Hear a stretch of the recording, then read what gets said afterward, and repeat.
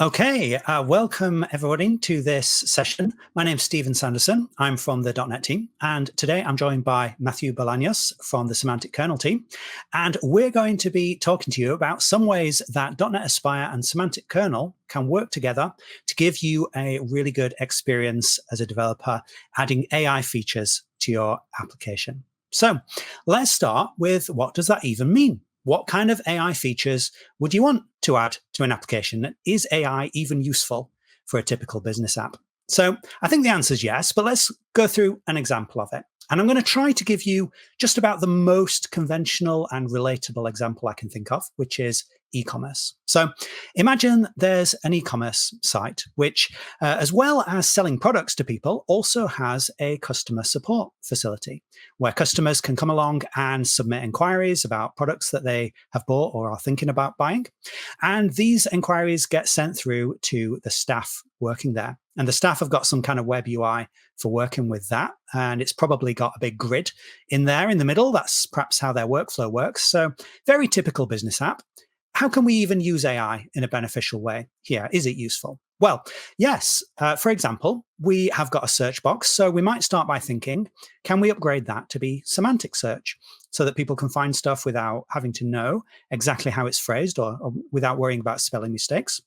We've also got these little titles here that can help staff remember what each of the different tickets is about and navigate around quickly. And so it's nice to have an AI system automatically generate those for us.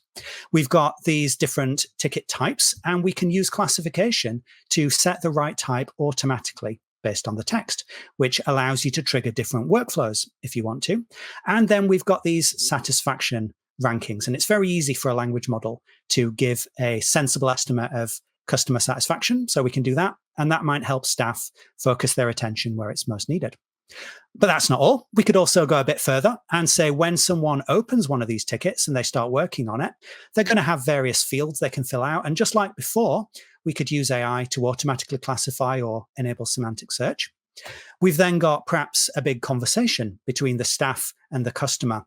And that could take a lot of time to keep rereading each time you open. So to save humans the trouble of reading all that stuff, what about have AI produce some nice little summaries of that as well? And then when it's time to actually answer these questions, it's perhaps relevant to have some sort of chat assistant that does Q&A, and that can find information from your business data, in this case, product manuals. And of course, we need it to be accurate and not hallucinate, so we could force it to provide citations for any claims that it makes. And then finally, when it comes to typing a response to the customer, we could have a type ahead system that suggests phrases that fit in with what the user's typing and that matches all the information that we've already got. So overall, I think it's clear that there are lots of opportunities for making this sort of application more productive and more beneficial for your users with some AI features. And it doesn't even have to be very difficult. So let's have a look now at some ways that you can do that at the code level. Now, obviously, we can't go through every line of it because we haven't got time for that. But I'm going to show you some of the highlights of how Aspire and Semantic Kernel can work together to enable that sort of thing. Okay, so over here, I've got Visual Studio, and it's got my solution in it. And this, as you can guess, is an Aspire application. So here's the Aspire dashboard, and you can see I've got lots of different services like vector databases and other stuff in there. The ones that we're going to be focused on just now are the backend, where most of the app logic is, and a couple of different web UIs, one for the customer, one for the staff. So let's start with this staff web UI. And you can see it looks kind of like we had in those PowerPoint slides just then with all the stuff you expect. So, like semantic search to find all the things related to food and so on. Let's go into this ticket here. You can see it's got quite a long conversation, very long. I definitely can't be bothered to read all that, but I don't have to because the AI has produced a nice little summary of what that's all about. So let's see in the code how that actually looks. How do we generate a summary like that? Is it difficult or not? So I'm going to go into the bit of the backend API where messages get posted. Okay, so this C# method here runs, and you can see this uses normal entity framework code to save the new message to the database. But also, each time a message is posted, we generate an updated summary. how does that work? Well, the main thing is that we're using a service called iChat Completion Service. Now, that's an interface provided by Semantic Kernel. And if you don't know it, Semantic Kernel is a set of .NET packages and libraries that give you abstractions over different AI services and implementations for them. So we can have various different language model backends for this chat completion service, and then we can call any of them without having to change the rest of our code. So in this case, we get the chat completion service, and I'll show you where that comes from in a minute. And then we build a prompt that we're going to pass into the language model. And we tell it, what product this is about, the brand. We emit all of the messages in the chat history to it. And then we tell it what to do. We're going to say, okay, write 3 summaries for me. One, a 30-word summary that we'll use on the ticket details page, a short summary up to 8 words that we use on the ticket list. And then we'll also tell it to produce a customer score satisfaction. And it's quite easily able to do all that. We tell it to reply as a JSON object, which we can then parse and save all that stuff into our database. All right, so it's not too difficult to do this kind of thing. And just to show that that works when we do it live, let's add a new support ticket to our system. So I'll go in here, I'll say, okay, I need some food for my cats. So let's say protein energy bars. Maybe those are good for cats. I don't know. Now, because I'm a customer, I'm not going to write a short, succinct, clear message. I'm going to write an absolutely massive message that's really hard to understand. It's got loads of information in it about my cats and their personality, and it's got a poem about cats and all kinds of useless stuff like that. And somewhere hidden amongst all that is my actual question. So it's going to take ages for the support assistant to even work out what I'm asking them. But actually, it doesn't take that long, because you see we get this nice little summary that's automatically generated, energy bars for cats, and specifically picks out the most pertinent question: are energy bars safe for feline consumption? Okay, so you can see how that helps. Now, in terms of where this iChat completion service comes from, what is it? Is it OpenAI? Is it something else? Well, one of the nice things about Aspire is that it can orchestrate this sort of thing for you. And in this case, I'm configuring it in my app host. So all the services in my application share the same language model service, and I can easily switch it around. In this case, I've actually set it up with a connection string that makes it use OpenAI. But if I wanted to, I could simply swap these 2 lines of code, and now it would use Ollama, which is a way of running language models locally on your development workstation. So everything happens fully offline. Now, I'm not actually doing that because it runs slower on my laptop, but you can if you want to, especially if you've got a more powerful GPU. And you don't have to make any other code changes. Okay, so that's Aspire and Semantic Kernel working together. And in fact, the integration between them goes a little more deep than that.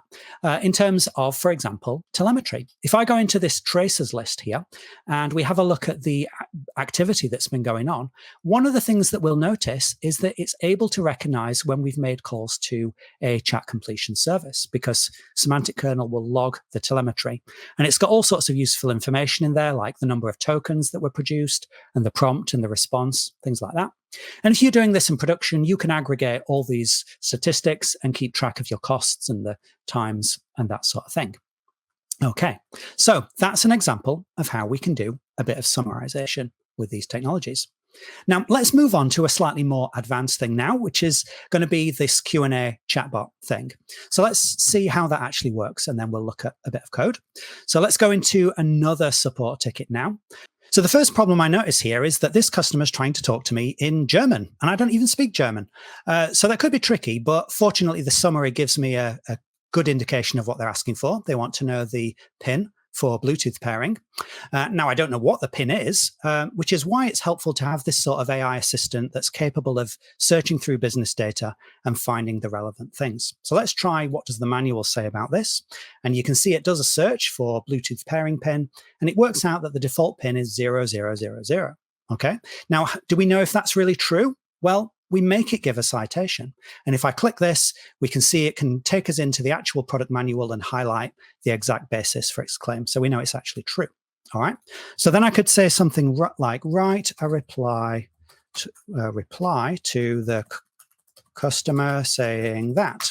Okay. And it'll write a reply. Great. But of course, in this case, I need it in German. And so it writes a nice little reply to the customer. And I can click this button, use as reply.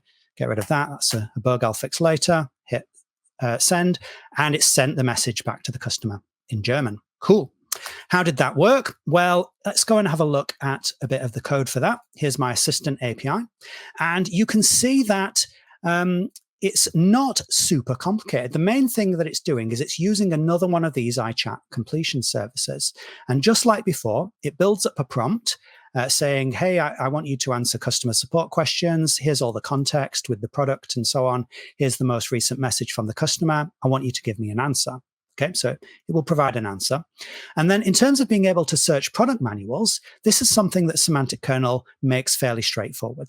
It's got this API where you can attach what it calls plugins, which look a bit like this, a class that's got methods that are decorated with these special attributes, kernel function. Okay, so in this case, I'm saying there's a callback that the language model can use if it needs more information, called search manual. And we need it to supply a search phrase and a product ID. And then we can put whatever logic we want in there that goes off and gets, search results from that.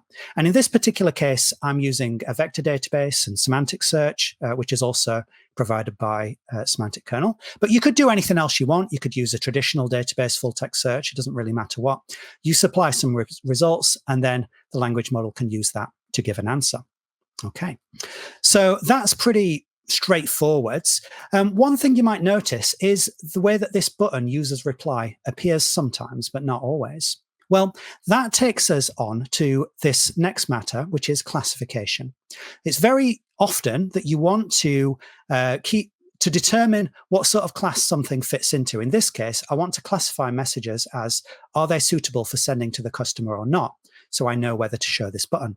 And there are a couple of ways you can do it. The first way I'll show you is just simply by using a language model and iChat completion service again. So what I'm doing here is, after we've sent the response, we send a further message to the language model saying, consider that answer you just gave and decide whether it's suitable to send to the customer or not. And give me back a JSON object with a Boolean. And then based on that, I'll decide whether or not to show that button. So that's all that's going on there. But there are other cases where you might not want to use a language model for classification, perhaps because you want to make it faster and cheaper still. So language models are brilliant. They're very powerful, but they also take a bit of time. It might take, hundreds of milliseconds or even seconds to answer your questions. And if you've got a high performance, high speed workflow system, you might want to classify things faster and cheaper than that. So I'm going to show you a way of doing that. And slightly surprisingly, I'm not even going to use .NET. I'm actually going to use Python. You might wonder why I'm doing that in a .NET event. And the reason is not because I think you must use Python. In fact, you can certainly do this with .NET. The point is to show you that Aspire is very good for orchestration, not just with .NET, not just with Docker containers, but with other technologies as well. So if you want to bring some Python or Java or JavaScript or whatever else into your Aspire application, you can do that. And I'm going to do a bit of classification with Python here. It's very straightforward. So in Visual Studio, I've added this Python project, and you can see I'm constructing a fast API server. Now, if you don't know Python, don't worry about it. This is a bit like minimal API for Python. And I've got a couple of endpoints, including this classifier. And the classifier is going to take in some text and a set of candidate labels, and it will determine which is the most relevant label for the text. Okay, and it's doing so using this local model called MiniLM2, which it gets from Hugging Face, which is a third-party system. And so that's able to do this classification very fast locally, just on my development machine or on your server. And to show you that really working clearly, I'm going to do it manually on the command line. So if I get this text, this is a Python API, and the candidate labels are animals, programming, or music, you'll see it instantly classifies it as programming. Whereas if I change the string to this is a Python, it classifies it as animals. All right. So what I want to classify in this case is the incoming tickets: question, comment, complaint, or returns, which is the most relevant label. And you can see that when I did this thing about cats, it was classified as a question because it is a question. But if I go back as a customer and I say, I need to return stuff, or something else like that, then when we look at the list, you'll see that this has now automatically been classified as returns. So we could trigger different workflows based on that. And Aspire is fully capable of starting up things like Python or Java or whatever else you want to use within your system. All right, so that's a couple of ways to do classification. The last thing that I'm going to have time to show you is evaluation. And in some ways, this is kind of the most important one, because this is what makes the difference between just kind of like hoping that things work and actually measuring that they work and being an actual professional. So I know that you're professionals. You want to be able to know that your stuff works and, in fact, how well it works. So let's look at how we can quantify the quality of this AI assistant. I want to reduce the whole thing to a single number that says how good it is right now. How can we do that? Well, the main way that people do this sort of development time evaluation is by having a set of evaluation data, a set of inputs and desired outputs, and then we can test it against the inputs and see how well it matches the desired outputs. All right, so how are we going to do that? How would we get sample data? Well, in fact, all the data that you've seen so far, like all the product data, the product manuals, the customer support tickets, all of that stuff has been generated through AI for the purposes of test data using this data generator project. And if you get the code for this later, you can see how that works. And one of the things that it produces is a set of evaluation questions, which in this case is a list of hundreds and hundreds, maybe thousands of questions and answers. For example, for product 35, what is included? The answer is this stuff. Okay. Now we can take this as being the ground truth because this is the data that we generate first, and based on this, we build all the product data and manuals and such out of it. So for that reason, we can consider this to be the truth. So what we want to do now is ask our backend system all of these questions and test how well it answers them. So what I'm going to do now is I'm just going to start up my application in the background here. And that's running now. And I'm going to use a little console tool to run an evaluation loop. Now, you could imagine that we had a really nice UI for this, and maybe at some point in the future, someone will create one. But right now we don't. So just use your imagination, because all I've got right now is a console app. And this console app, let me just start it running. Okay, that is using some Aspire libraries to be able to discover and call into the backend service from this console application. And it's looping through all those eval questions, putting them into groups, and then it's sending them in parallel to the backend to say, here's a question, here's another question, here's another question, and collecting all the answers. And then it scores the quality of the answers. And it does that by making another call to a language model to say, how accurate is this and how relevant is this based on what the truth is, and we get back a number. And we can calculate the average of that over time. So we're going through right now, and I know the text is a bit small, but at the moment it's averaging at about 0.75. Over time, I happen to know from experience that in this setup, it's going to average at about 0.8 or something like that. But the exact number doesn't really matter. What matters is that you want to find ways of making the number go up by making changes. So you could try changing the prompt or the assistant logic or the vector database or the chunking or any other thing that's going on in this system, and then run the evaluator to see whether the quality goes up or down. To give you a realistic example of that, at an early stage when we were building this, we noticed that it was hallucinating quite a lot. And we would ask it questions, and instead of looking at the product manual, it just made up an answer based on nothing, just a pure hallucination. And at that time, the score was about 0.61. So we realized that we needed to look at the manuals more. So we added to the prompt this one extra sentence. If this is a question about the product, we really want you to look at the product manual. And just by adding that one sentence, the score went up to 0.77. So clearly, it's a good improvement. But it also made the time go up from 2 seconds to 2.6 seconds, which, also makes sense because it spends more time looking at manuals and doing extra calls now. But the point of this is that you, the developer, can now make trade-offs in a principled manner. You can make changes, see whether the scores go up or down, whether the times go up or down, or the costs, and decide whether these changes are good or bad. Okay, so that's all I'm going to have time to show you. I'm going to hand over to Matthew in a second, but just to summarize from me, there are many different things you can do to add AI features to your app. Chat is one of them, but I don't think I would recommend starting with that. I think that if you're starting, you should look at things like semantic search, summarization, translation, classification. All these kinds of things are much, much easier to build, and they can allow you to add some real value to your application over a fairly short period. So I'd really recommend starting with some of those things, although chat, of course, may be useful depending on your scenario.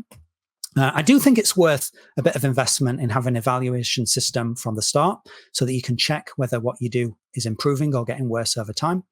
I think as a .NET developer, you've got some great opportunities with Aspire and Semantic Kernel and the way that they work really well together. But also be open to other things. You know, it's an emerging field right now, and all the recommendations we give are going to change over time. People come up with new patterns for evaluation or testing or whatever else. So be flexible and consider using whatever is best in your scenario. Now, if you want the code that I've been using in this demo, that should hopefully be available by the time you see this at the URL that I show right there.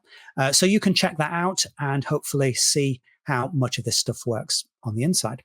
So that's it from me. I'm going to hand you over to Matthew now, who's going to take you to the next level with your AI understanding. Thank you, Steve. I love that demo because it shows how you can actually drive real productivity with your existing applications with AI. That's what it's all about, right? Not just building shiny applications. How do you actually make your own customers, your own employees, your own company more productive?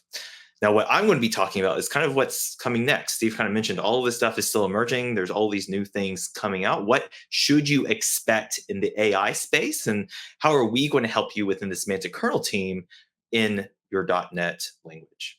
So what I'm here to kind of share with all of you today is what we are working on within Semantic Kernel to wrap that chat completion service that Steve was talking about in an additional abstraction to make it easier to actually talk back and forth with the chat completion service.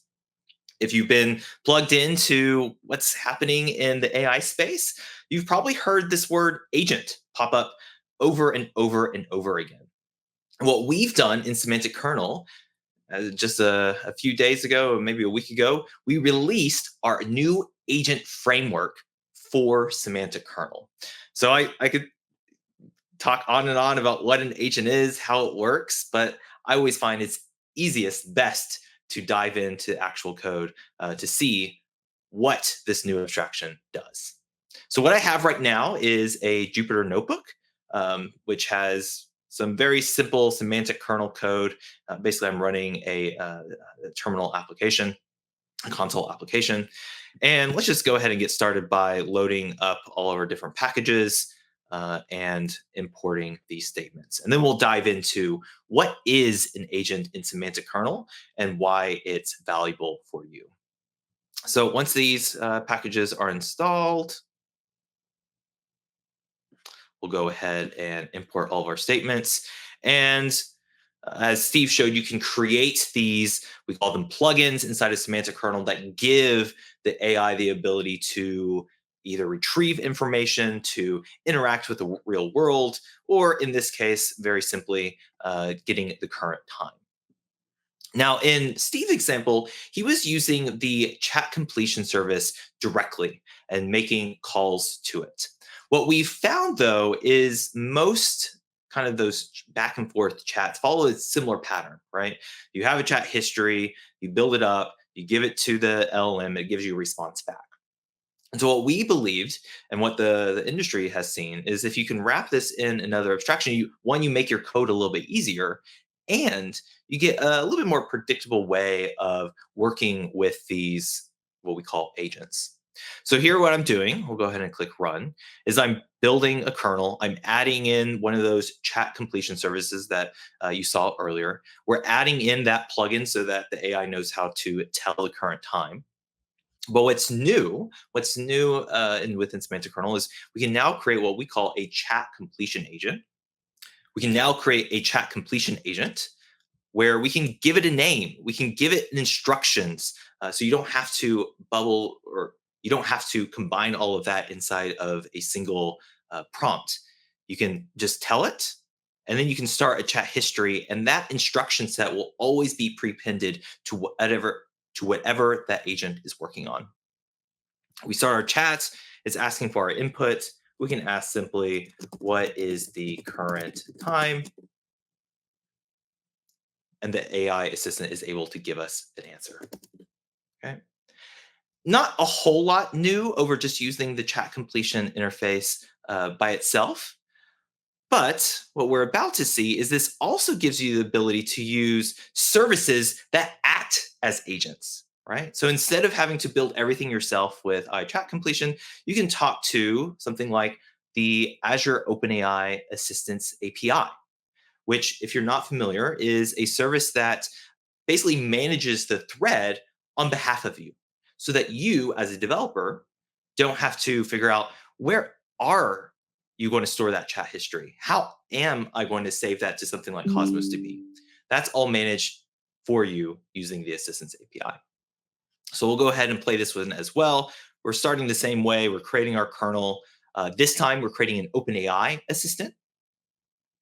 And what's new is instead of me creating a chat history object, I can ask the service to go ahead and create a chat history for me, or what they call a thread, so that when I have this back and forth conversation, I don't have to worry about saving that information.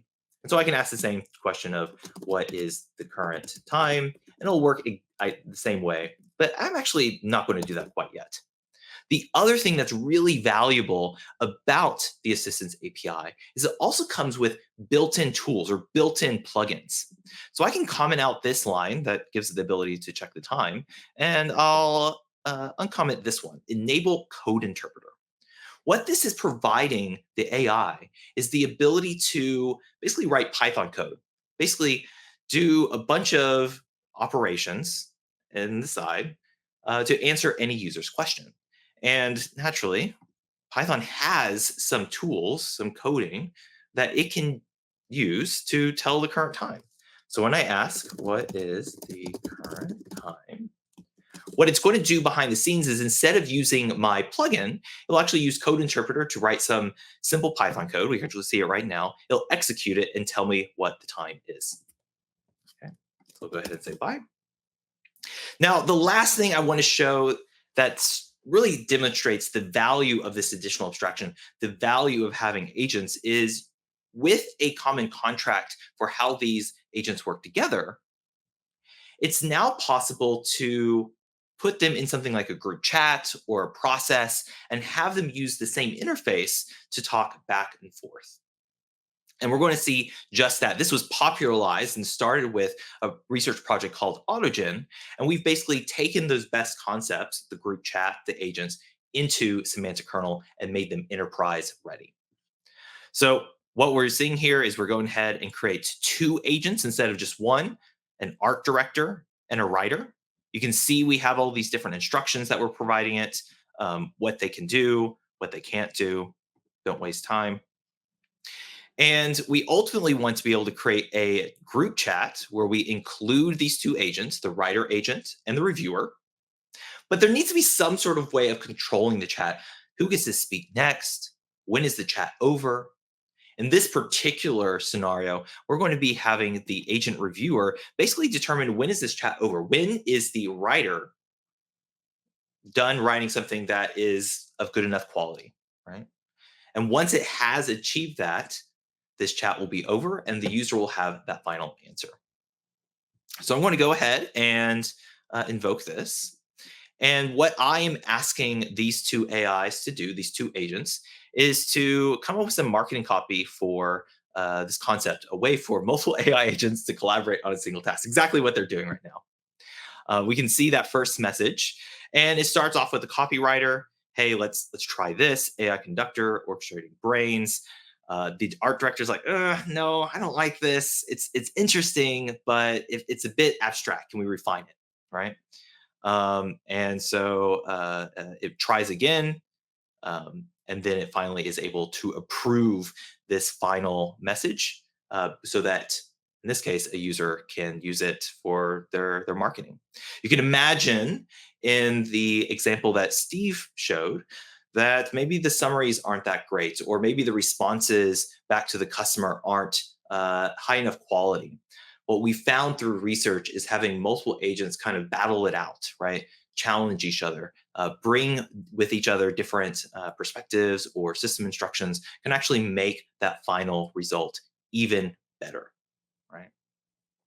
But this isn't the end all be all. You can imagine these things going back and forth, getting in loops, just talking is frankly not enough for these AIs to always complete work, right? And so the last thing I kind of want to leave all of you with is what is coming even further with semantic kernel, what else you should expect from the rest of the industry.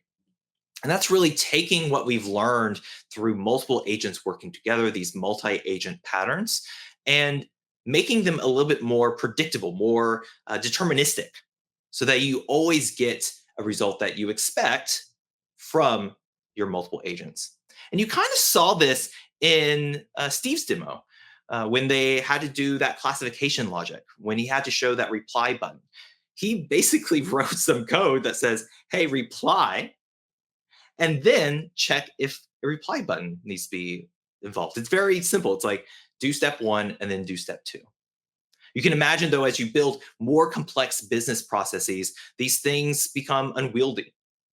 And so different frameworks, whether it's AutoGen or Crew AI, have started building easier ways of abstracting agents and allowing them to create business processes and follow them, and also include humans in the loop.